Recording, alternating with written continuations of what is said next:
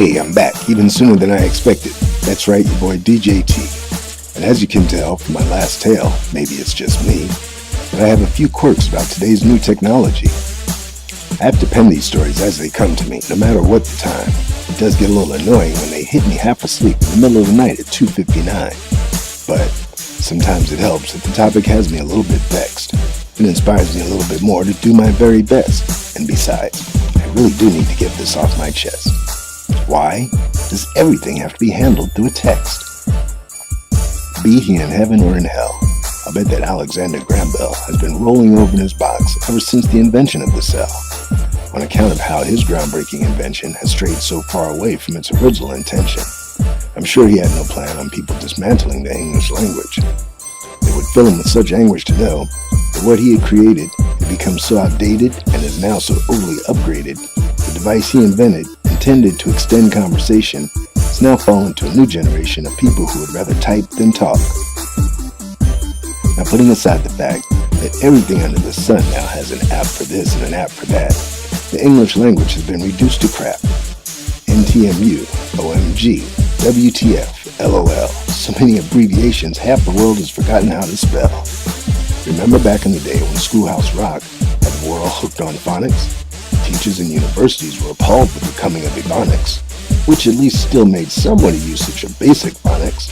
Seems no use for them at all now with these newfangled electronics.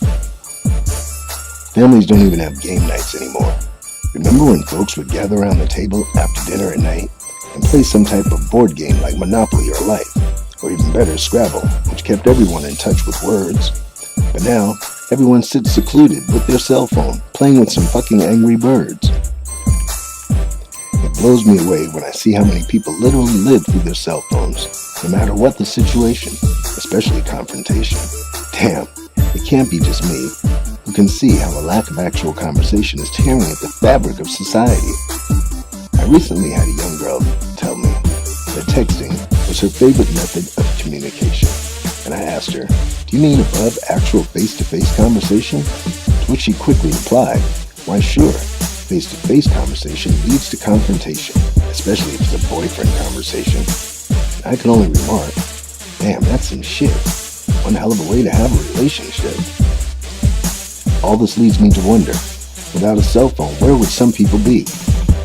Standing in a long-ass line for a new one in front of AT&T.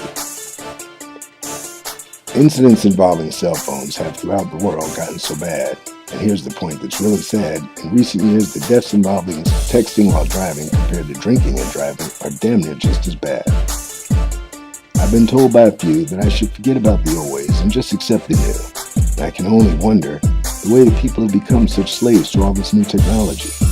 I mean, computers, cell phones, iPods and pads, and now only digital TV.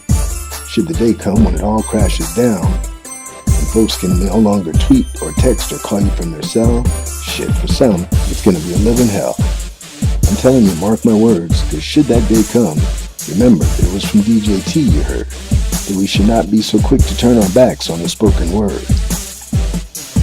Now don't take it as if I have a problem with progress, but we can't forget that even progress has its place. But when people eventually give up altogether on speaking to one another face to face, that's gonna remove some humanity from the human race. I'm out. Peace.